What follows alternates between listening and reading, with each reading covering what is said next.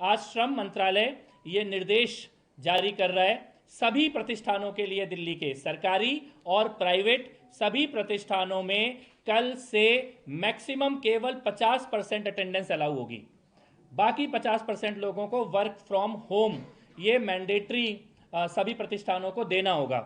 ये हम लोग कल से लागू करने जा रहे हैं। दिल्ली के जो भी सरकारी हों या प्राइवेट हों, बिजनेस हैं, ऑफिसेस हैं, सभी को मैक्सिमम केवल 50% आपकी फिजिकल अटेंडेंस ये आप रखें और बाकी 50% लोगों को आप वर्क फ्रॉम होम ये कल से तुरंत लागू करें। इसमें हम लोग कुछ सेक्टर को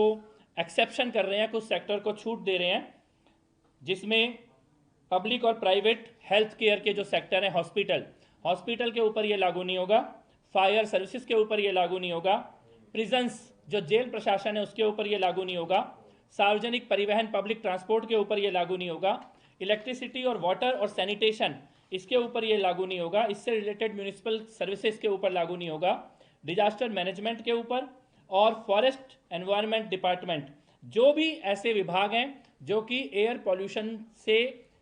टैकल करने का काम कर रहे हैं, एयर पॉल्यूशन को ठीक करने का काम कर रहे हैं, उनके ऊपर ये लागू नहीं होगा। बाकी सभी के ऊपर, दिल्ली के सभी प्रतिष्ठानों के ऊपर, सरकारी और गैर सरकारी सबके ऊपर ये लागू किया जाएगा कि आपको मैक्सिमम 50% फिजिकल अटेंडेंस अपने ऑफिसों में देनी है, अपने कार्यालयों में देनी है और बाकी 50% लोगों को आपको वर्क फ्रॉम होम देना है। और इसके साथ साथ हम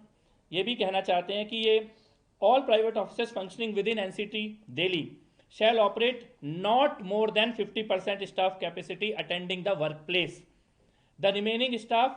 shall mandatory work from home. ये लेबर डिपार्टमेंट की तरफ से हमारी गाइडलाइन है और इसमें ये भी हम उनको अपील भी हम साथ में कर रहे हैं 50% मैंडेटरी करने के साथ साथ कि आप वर्किंग आवर को फ्लेक्सिबल कीजिए। जरूरी नहीं है कि आप पूरे स्टाफ को एक ही पर्टिकुलर टाइम पे बुला के एक ही पर्टिकुलर